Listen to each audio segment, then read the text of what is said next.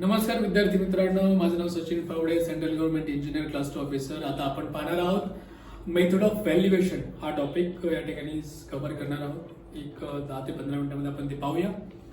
तर town प्लॅनिंगसाठी important जो bit आहे, इम्पॉर्टंट जो टॉपिक आहे मेथड ऑफ व्हॅल्युएशन हे आपण आता पाहणार आहोत. मेथड ऑफ व्हॅल्युएशन मध्ये बघा, आपल्याला 3 मेथड आहेत. रेंटल हे एक बीट दिलेलं आहे एक्झामिनेशन मध्ये तुम्हाला. टाउन प्लॅनिंगच्या एक्झामचा पॉइंट आहे, हा बीट आहे. मेथड ऑफ व्हॅल्युएशन काय, रेंटल मेथड आहे, प्रॉफिट बेस्ड मेथड आहे आणि डेप्रिसिएशन मेथड आहे. रेंटल लक्षात येतं, रेंट नुसार असणार आहे, प्रॉफिट नुसार असणार आहे, प्रॉफिट बेस्ड मेथड आहे, डेप्रिसिएशन नुसार असणार आहे. डेप्रिसिएशन म्हणजे तुमच्या व्हॅल्यू म्हणजे प्रॉपर्टीचं डिव्हॅल्युएशन काय पद्धतीने झाली, डेप्रिसिएट झालेलं व्हॅल्यू त्या पद्धतीनं नाव लक्षात ठेवायचं तुम्हाला. रेंटल मेथड, प्रॉफिट मेथड आणि depreciation method, method of valuation. Rental method, profit method आणि डेप्रिसिएशन मेथड या 3 मेथड. तर वन बाय वन आपण पाहूया की रेंटल मेथड काय. Rental method of valuation. In this method the net income by way of rent is found out by deducting all outing goings from the gross rent. काय method of valuation काय असतं, in this method the net income may be of rent is found out by deducting all outing goes from the gross rent. कळतंय का, लक्षात येते का. Rental method of valuation काय म्हणते, in this method the net income by way of rent is found out by deducting all outing going from the gross rent. बघा, net income is equal to gross income minus out goings.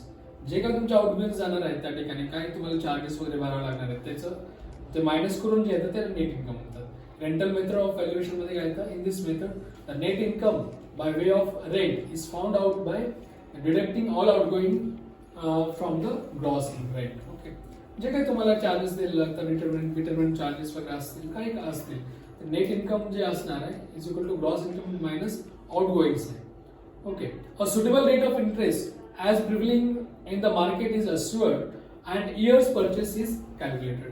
या ठिकाणी काय होतं बघा, suitable rate of interest as prevailing in the market is assumed and years purchase is calculated. या ठिकाणी year purchase काय असतं आपण पाहूया. काय year purchase is calculated. Rental method of valuation मध्ये काय, इन दिस मेथड काय म्हणतात किंवा net income is equal to काय, ग्रॉस इन्कम मायनस आउटगोइंग. जे काय तुमच्या आहे ते तुम्हाला डिडक्ट करायला लागतात. A suitable rate of interest as prevailing in the market is assumed and year purchase is calculated. Year purchase कसे calculated सांगतो. The capitalized value of valuation of the property. Capitalized value of or value of the property काय असते. Capitalized value or value of valuation of property is equal to काय, net income into year purchase. Net income into year purchase. This आता बघा, एकदा बघा. This method is applicable when the rent is known or probable rent is determined by inquiries.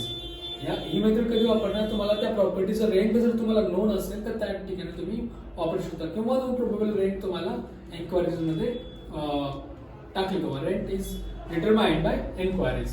तर ह्या ठिकाणी तुम्ही rental method वापरू शकता. रेंटल मेथड म्हणजे काय असतं, net income is equal to कुठले पण net income is equal to gross income minus outgoing. तुमचे काय लाईट बिल असेल, काय काय गोष्टीची काय काय चार्जेस लागतात त्याच्यामध्ये रेंट ते काढून तुमचे जे अमाऊंट येतं ते नेट इन्कम असतं. Rental method of valuation.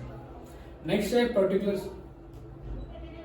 Considering in rental method. आता कुठल्या कुठल्या गोष्टी कन्सिडर केल्या जातात त्या ठिकाणी रेंटल मेथड मध्ये. Land and tenure.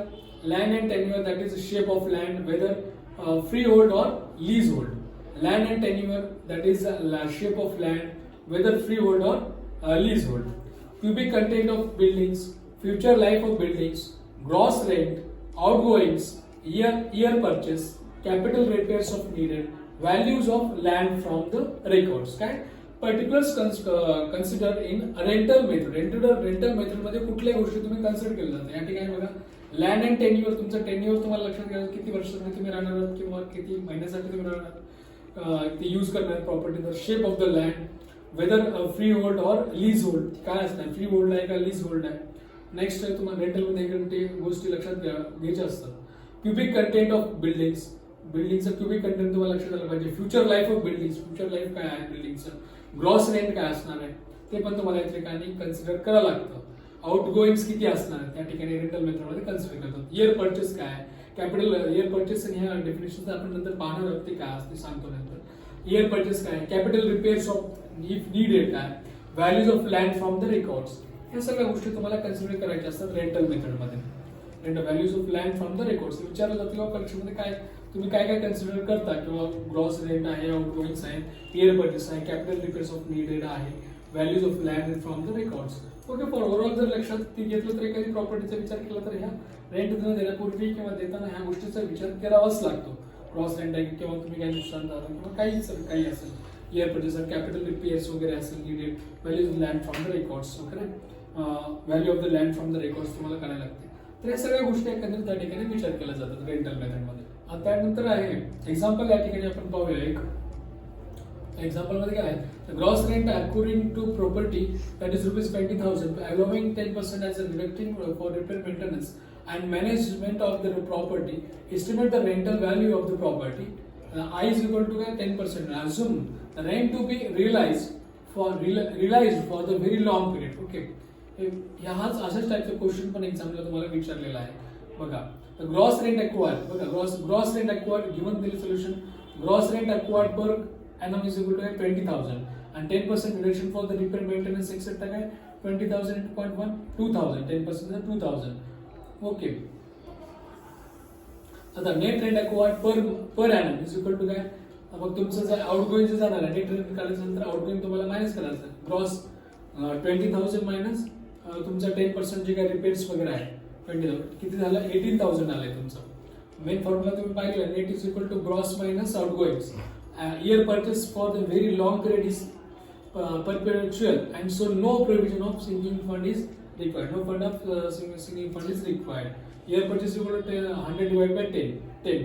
म्हणजे 100 year purchase is equal to 100 divided by 10. किती आलं होतं, कसं आलं होतं, deduction from the repair maintenance and management of the property, estimate the rental value of the property. I is equal to 10%. Okay. And the rent to be released from the very long purchase. आज तुम्ही काढलेलंच आहे.